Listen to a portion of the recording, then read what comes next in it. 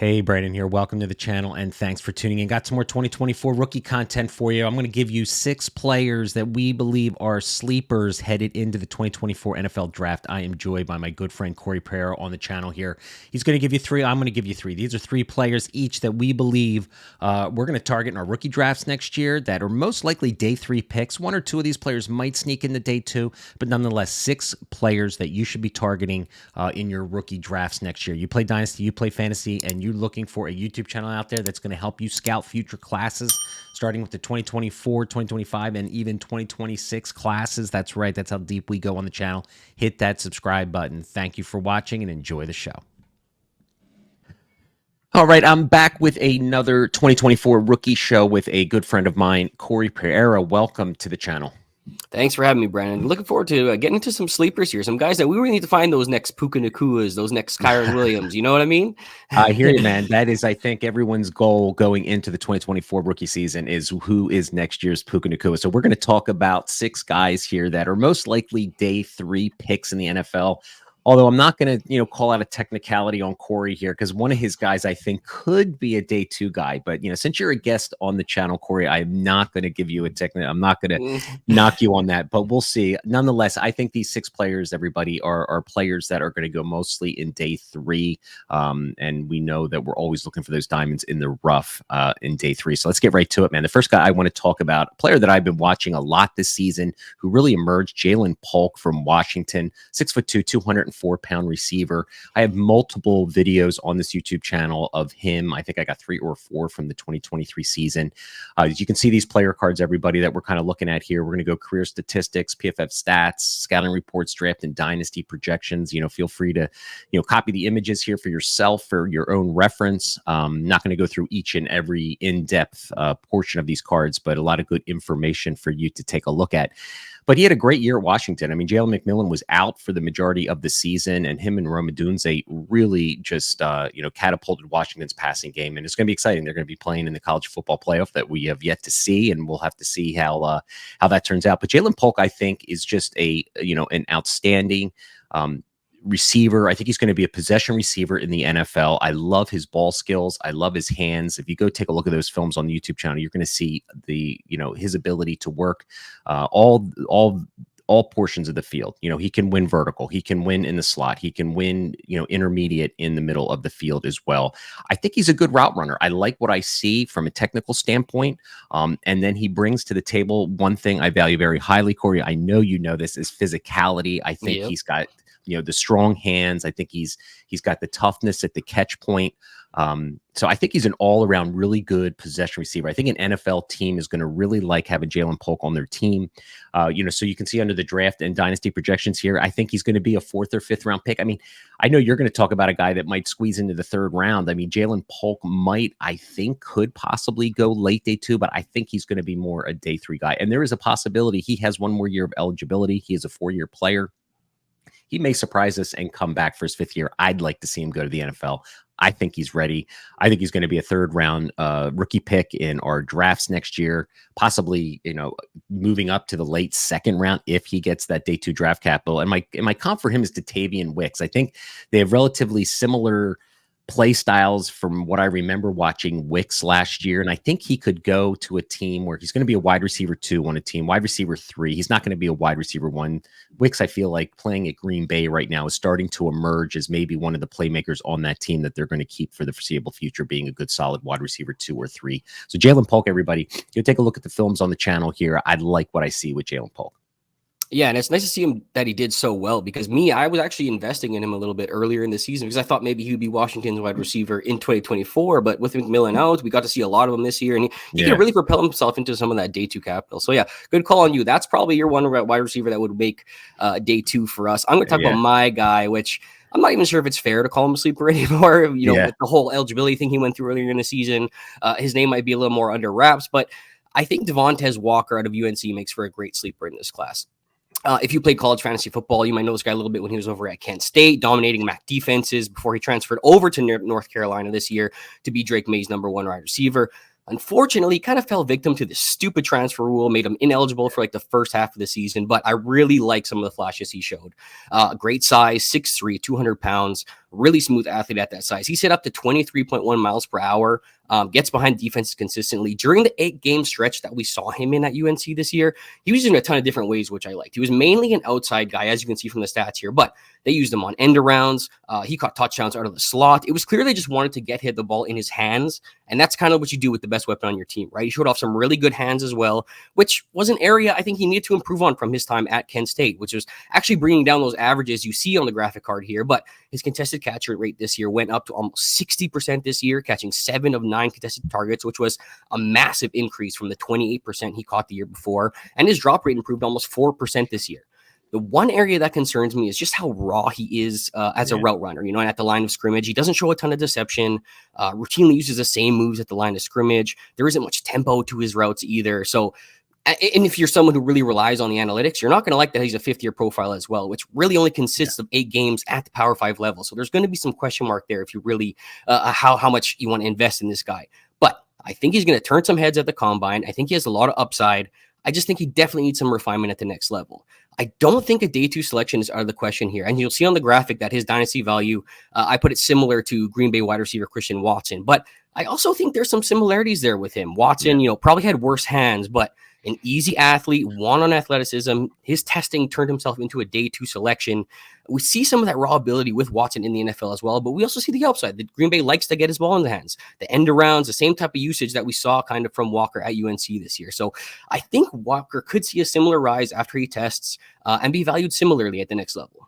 Yeah, well, I got to give you props, dude, because you've been banging the table for Walker since he came and announced that he was going to UNC earlier this year. So I know he's been a favorite of yours. And I agree completely with your scouting report. He's that vertical threat. He's the guy, that speed. He can win vertically. But the question is, can he create space one-on-one with DBs in his hip pocket? We'll have to see. He is going to the Senior Bowl, so his one-on-one drills will be really fun to watch. Yeah.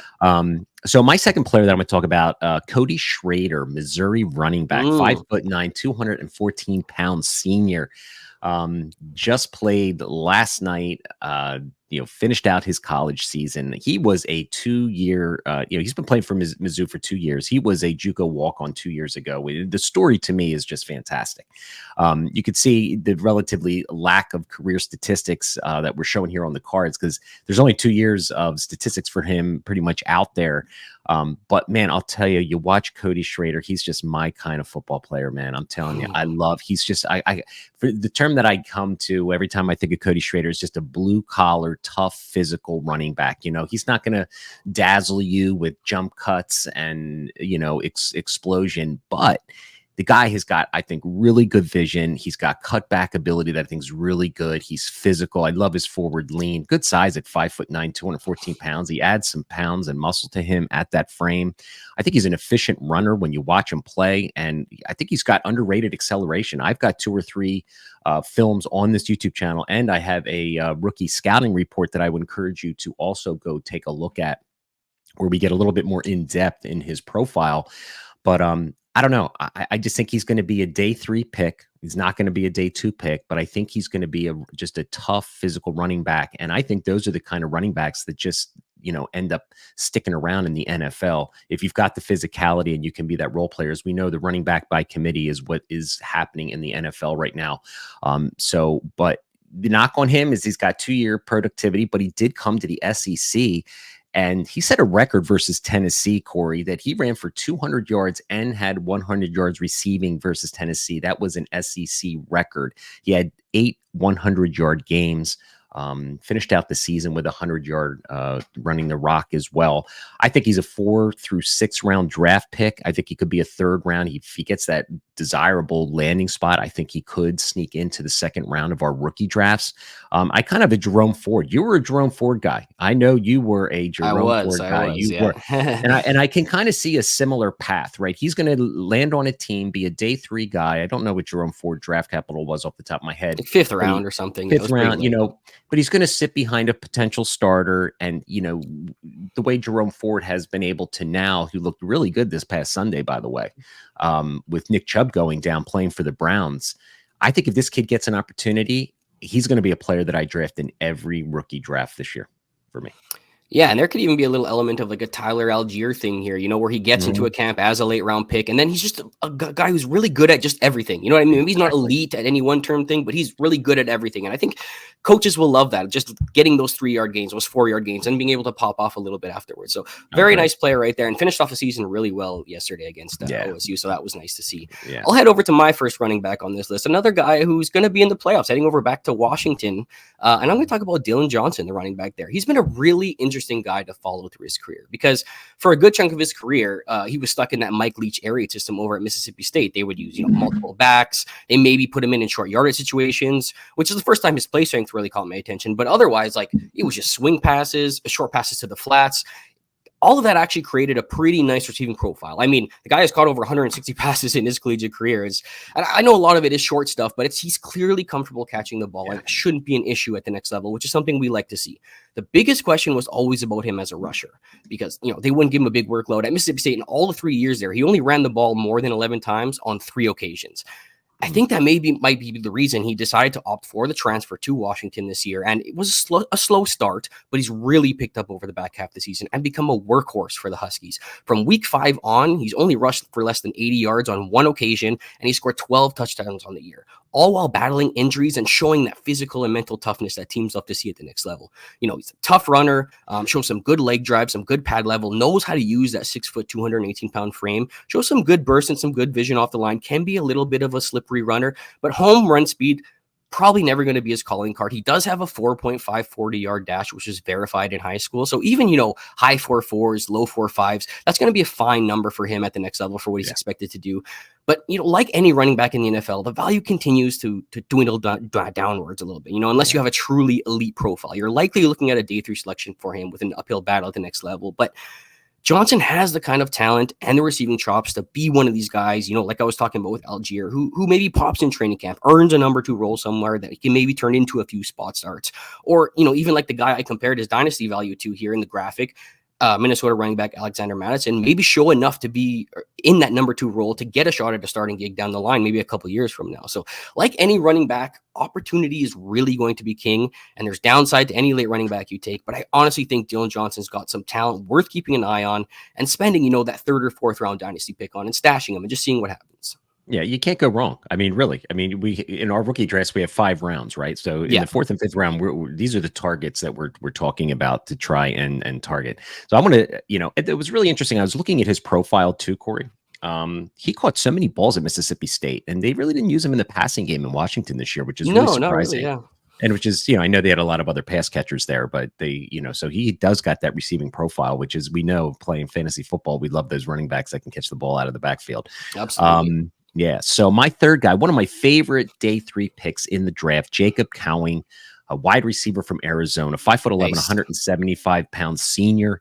Came back for his 5th year. I remember last year we were wondering if he was going to declare, but he wanted to go back to Arizona to work on his route running, which, I gave him props for.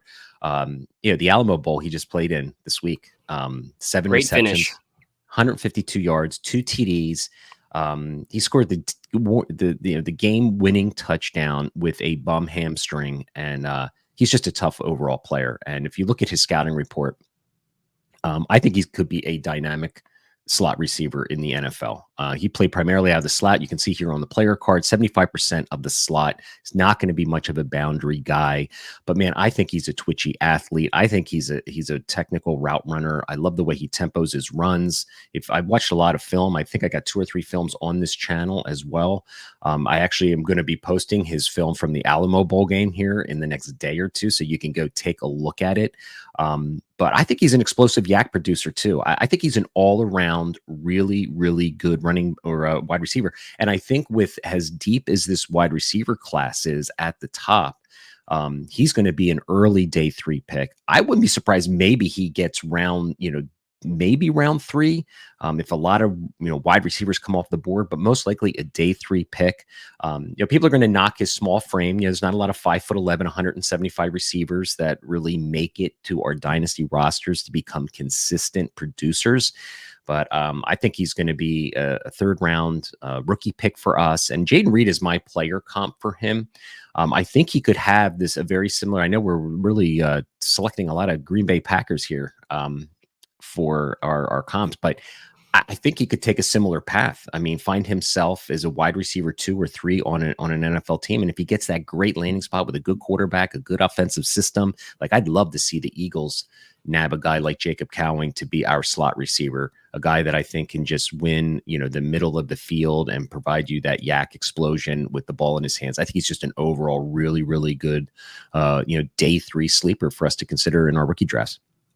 And this is kind of the benefit of the transfer portal nowadays, where we're seeing some of these G5 to P5 success stories, because Cowing originally came from the G5, transferred over to Arizona, and is really just consistently still done really well. Same with Devontae Walker. So the transfer portal is giving us a lot more options this draft, a lot more sleepers to talk about, at least. I'm going to head over to my third guy. Again, one of my absolute favorite wide receivers. Yes, that does not get the attention he deserves. I want to start with a caveat here that I just don't know if he's going to actually declare. And if he comes back, we'll be doing this again next year, because I'll continue to talk about him all year long. But I want to talk about Elijah Badger out of Arizona State. Give him some of the attention he deserves. He's been trapped at Arizona State with some of that bad quarterback play that he's had, a struggling program as well. But he kind of has this hidden gem element to him, because I really, really think he's a talented player. 6'2", 190 pounds, so good size. He's got that twitchy athleticism and super physical player, something I know you love, Brandon. And he has that really nice center of gravity. He rips through arms tackles, bounces off defenders. I almost don't want to throw this comparison out there, but his yak ability is almost reminiscent to like Deebo Samuel's. The way he can take a hit and bounce off guys and make guys miss. He doesn't have the same size, but he still has that same kind of talent, and he led the Pac-12 in yak yards this year. He led the Pac-12 in missed tackles for us over the past 2 years, and it's not even relatively close. I mean, this guy's like racking up like 25 plus missed tackles, which is a high number for a wide receiver. Tremendous return threat as well. Led the Pac-12 in return yardage, top 3 in average. He's even taken 11 rushing attempts this year. So extremely versatile player, operates out of the slot and outside, can really do a little bit of everything. Now, because of some of the poor quarterback play and their struggles as an offense overall, a lot of Badger's profile consists of manufactured touches, something, a lot of evaluators can hold against the player, but Badger really excels on some of those touches. And if you dig into the tape, he shows, nifty release moves, in my opinion. He wins downfield. He shows off some skilled route running as well. I urge people to head over to Twitter, or X, I guess we're calling it now. Search up Elijah Badger's name and my handle at @FF_guitarist. I've got some nice cut-ups there where I really tried to highlight some of this. He really does flash a full skill set. It's just been inconsistent. He can have quiet games sometimes, which could be more quarterback related than Elijah related, but maybe I'm just an optimist as well. Either way, I really think he deserves some more attention. He doesn't get the attention he deserves from the national media. And because of that, I think it might likely make him a day 3 pick if he was to enter. But I think he's the type of player that could really outplay his draft capital and make a team very happy at the next level. I love it, man. I love your passion with these players. You and I, we've been playing this Devy game for so long. I mean, we've been looking at these players for 2 or 3 years. I mean, we're not just watching the film for the last 2 months. And I mean, so we find our players that we watch and we think are undervalued. And here we go. We give you guys 6 players, write them down, do your own research. Like I said, for a lot of these players, I don't think I have any Badger films on this YouTube channel, but all the players that we talked about, I have films on this YouTube channel. Go check them out. Scout these players for yourself. When I do these scouting films, I put every play, not just the highlights, so you can scout players for yourself. Corey, always a pleasure having you on the channel, man. Hit that subscribe button, everyone. If you enjoyed this content, follow Corey on X. Great Devy analyst, great scouter as well. Corey, thanks for jumping on the channel with me today. Thanks for having me, Brandon.